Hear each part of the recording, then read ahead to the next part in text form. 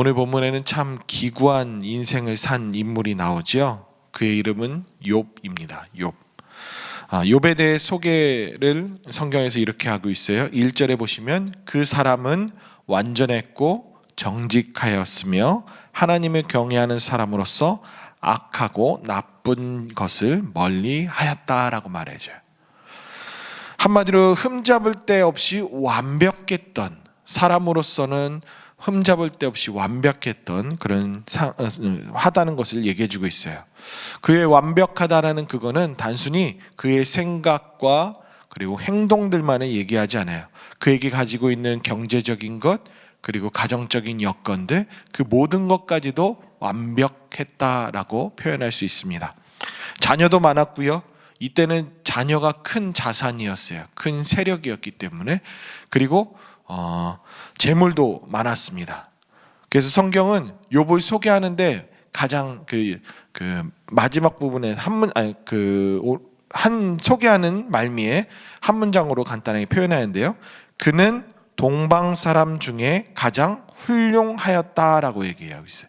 훌륭하다라는 이 단어의 원래 의미는 그냥 단순히 출세했다, 이런 훌륭한 사람이다, 이런 용어이기보다 위대하고 고상하고 막강하다라는 거예요. 최고인 거죠. 그 당대 어느 누구와도 견주어 봐도 전혀 부족함 없이 최고라고 손꼽을 수 있는 사람, 그가 바로 욥이었다는 거죠. 사실 이런 사람이 과연 있을까요?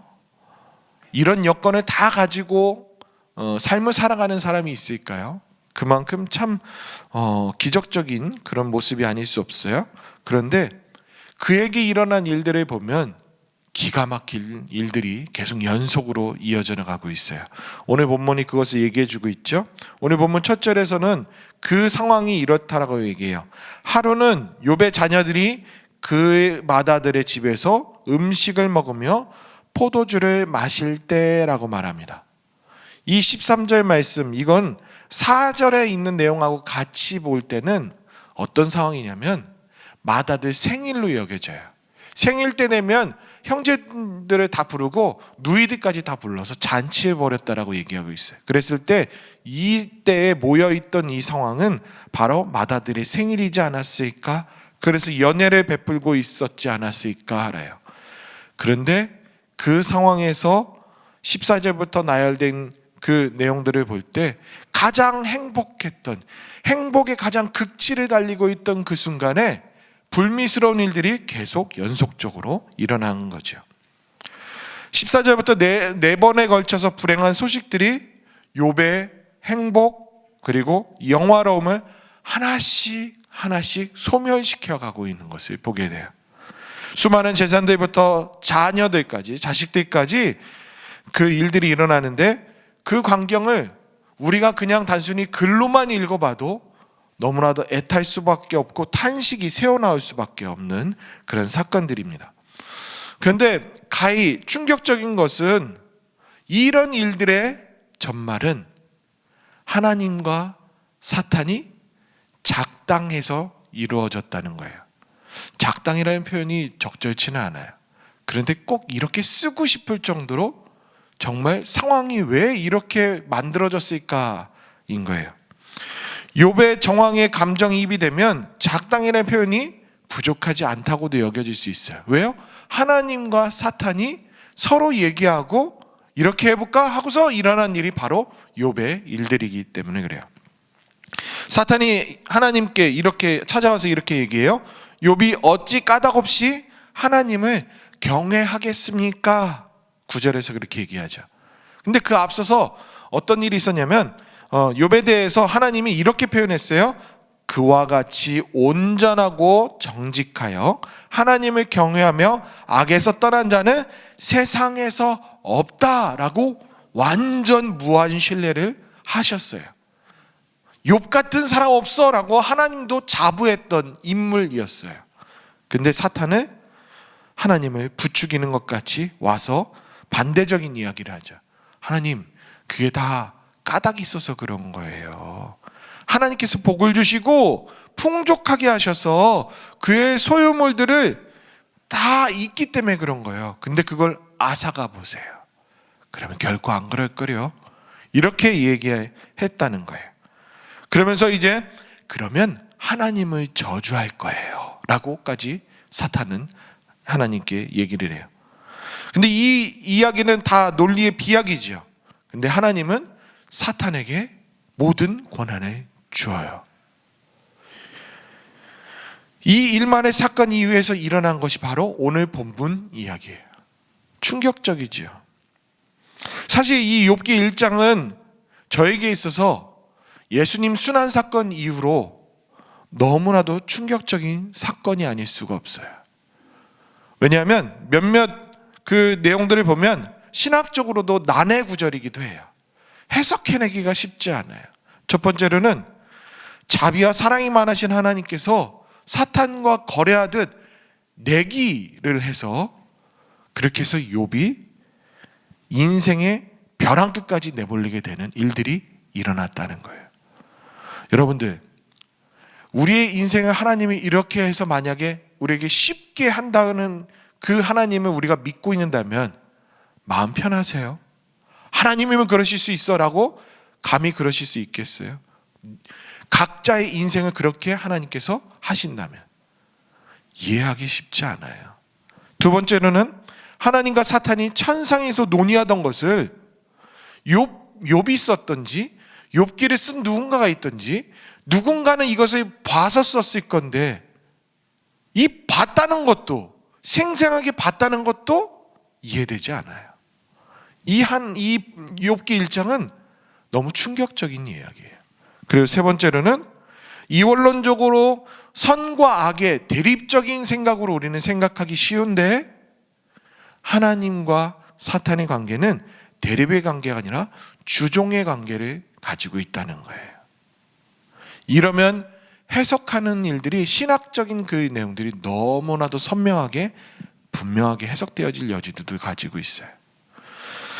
이 모든 내용들을 봤을 때도 이것은 충격인데 만약에 인생을 들여다봤을 때 욥이라는 사람을 그냥 단순히 우리의 일 그리고 내 주변에 있는 사람의 일로 여길 때는 정말 너무나도 놀라움이에요. 억울하고 고통스러워 역경 속에서 어떻게 살아가는지 그 신앙의 진수도 보여주는 것이 바로 욥기 1장 말씀이에요. 오늘 본문의 욥은 엄청난 신앙의 면모를 잘 보여주고 있어요. 본문 20절 말씀 보실까요? 욥은 일어나 겉옷을 찢고 머리털을 밀었다라고 얘기해요. 이건 가장 절망스러운 순간일 때 죄를 뒤집어 쓰고 한탄하며 탄식하는 그런 내용들의 표현이기도 해요. 여러분, 욥과 같은 인생을 살아보신 적 있으세요? 경중을 떠나서 이와 비슷한 삶을 살아보신 적 있으세요? 그렇다면 욥이 결코 제정신으로 살아갈 수 없는 상황이라는 것을 우리는 이해할 거예요. 동감할 거예요. 욥은 그 상황에서 어떻게 했대요? 땅에 엎드려 예배했대요. 그리고 고백한 말이 내가 모태에서 알몸으로 나왔사온즉 또한 알몸이 그리로 돌아가올지라. 주신 이도 여호와시요 거두신 이도 여호와시니 여호와의 이름이 찬송을 받으실지어다. 이 고백만 봐도 엄청난 고백인데 이 상황에서 너무나도 절망스럽고 옷을 찢고 머리털을 밀 정도로 너무나도 탄식스러운 그 순간에도 이 고백할 수 있다는 것이 너무나도 놀라울 뿐이에요. 22절 내용을 더 할 말을 있게 만들어요. 이 모든 일에 욥이 범죄하지 아니하고 하나님을 향하여 원망하지 아니하니라. 저는 이 대목에서 제 입으로 쉽사리 여러분들에게 답을 못 내어드리겠어요. 우리가 읽었을 때 와, 이래야 돼 라고 하는 그 마음이 있으시다면 네, 맞아요. 그런데요, 그 고통 가운데 있고 그 고통을 겪어본 사람에게 단순히 하나님 원망하지 마세요. 하나님 우리에게 주시기도 하고 앗아가시기도 하는 분이니까 그냥 참으세요. 이런 그 정답 같은 그 말들을 쉽게 뱉기가 힘들어요. 왜일까요? 그 상황에 처해 본 자는 알아요. 아무리 어떻게 살지 답을 안다 할지라도 그 상황에 처해 보면 결코 그 답대로 못 살아요. 그게 인생이에요. 너무나도 힘든 그 순간에 있을 때는 알아도 못 사는 게 우리 인생이기 때문에 그래요. 한 일들을 겪었어요. 정말 힘들어서 죽을 만큼 어디에 손을 내밀어도 시원찮은 그 판에 누군가가 답을 제시해 주면서 얘기해 준 말이 있었어요. 그런데요, 그게 너무 아팠어요. 폭력같이 여겨졌어요. 정말 죽을 것만큼 힘든 그 순간에 와서 더 때리고 가는 것 같았어요. 사실 그래요. 우리가 인생을 살아가는 데 있어서 이렇구나. 그리고 욥이 이렇게 고백했어? 너도 이렇게 고백해야 돼. 당연히 이렇게 해야 돼. 라고 하는 것이 맞아요. 그런데 그 상황에 취하면 너무 고통스러운 그 순간에 그냥 앉아 계셔도 되고요. 그냥 잠시는 머물러 있어도 된다고 여겨져요. 그래서 저는 그렇게 말씀드리고 싶어요. 그리고 하나님께 원망하셔도 된다라고 감히 말씀드리고 싶어요. 왜냐하면 이해 안 되잖아요, 사실. 욥의 상황을 보세요. 일어난 일들이 자기가 뭔가 잘못했으면 그래도 수긍할 수 있겠어요. 그런데요, 상황들이 그게 아니잖아요. 그리고 하나님과 사탄이 그렇게 한 거잖아요.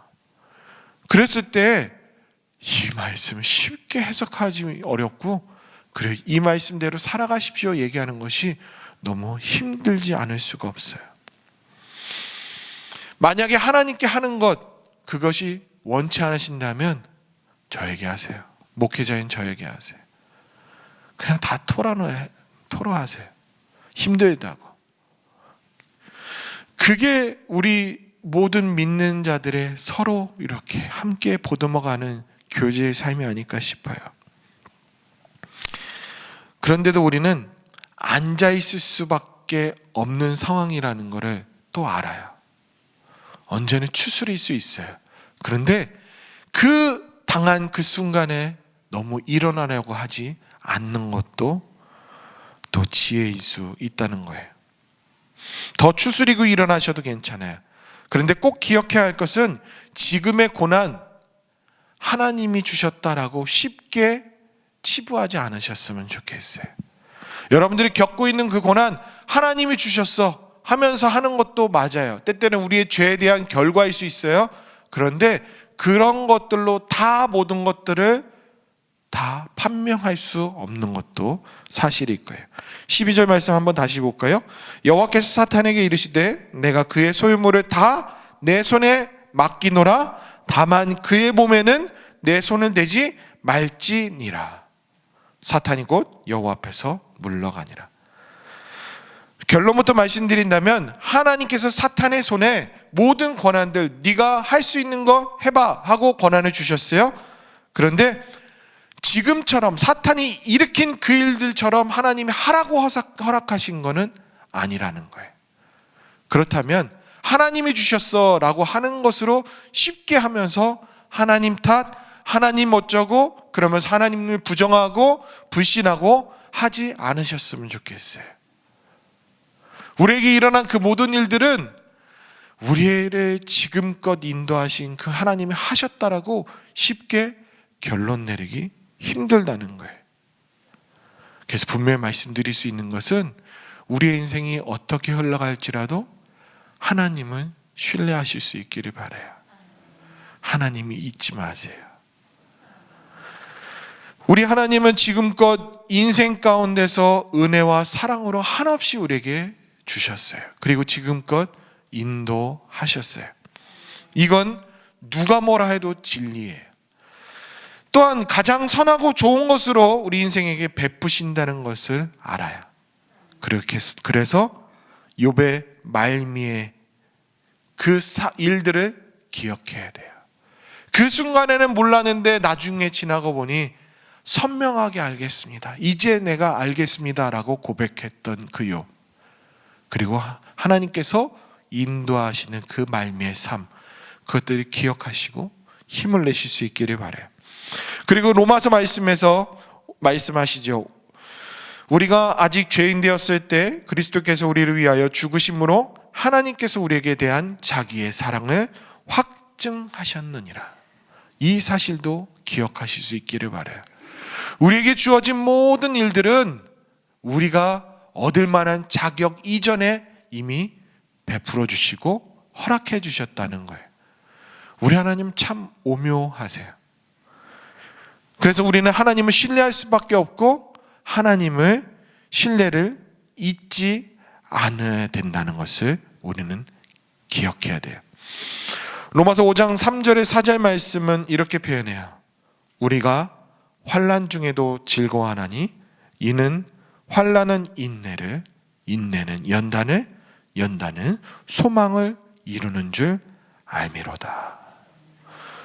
오늘 우리가 내 장을 읽을 때에 그 모든 내용들은 역경이라는 주제로 같이 한 주제로 엮여져요. 그런데 그 수많은 사람들이 역경 속에서 어떻게 살았는지, 그리고 또한 어떠한 메시지를 우리에게 분명하게 제시해 주는지 우리는 기억해야 돼요. 오늘 본문에서도 역경 속에서도 이겨냈던 수많은 인물들이 등장해요. 누구는 자녀가 죽었어요. 병에 걸렸어요. 그런 상황일 때에도 오늘 읽어야 될 마가복음 5장에서 이루 말할 수 없는 절망의 사건들이 또 나타나지만 예수님께서 하신 말씀을 우리는 또 기억해야 돼요. 두려워하지 말고 믿기만 하라. 내 믿음이 너를 구원하였으니 평안히 가라.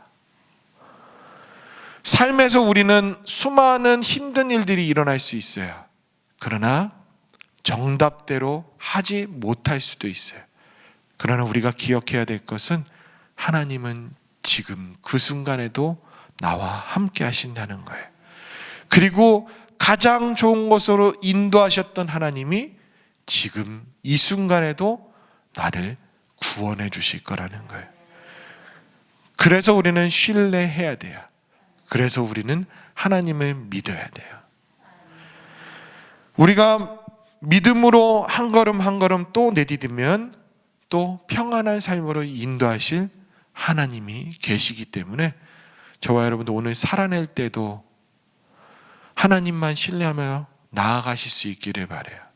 지금 내 삶에서 힘들고 어려운 일이 지금 있을지라도 그래도 우리는 인내한다면 그 후에 약속하신 즐거움과 그 인내를 통하여서 나타나는 평안의 삶도 있을 거라는 것을 우리는 분명히 마음 가운데 알아새겨야 돼요.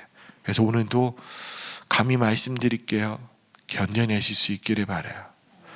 오늘도 막막한 것 투성일지라도 일어날 것들에 미리 당겨서 근심하지 마시고 하나님께서 어떻게 또 나를 인도하실까 하는 기대감으로 한 걸음 한 걸음 내디디시는 저와 여러분들 될 수 있기를 바랍니다.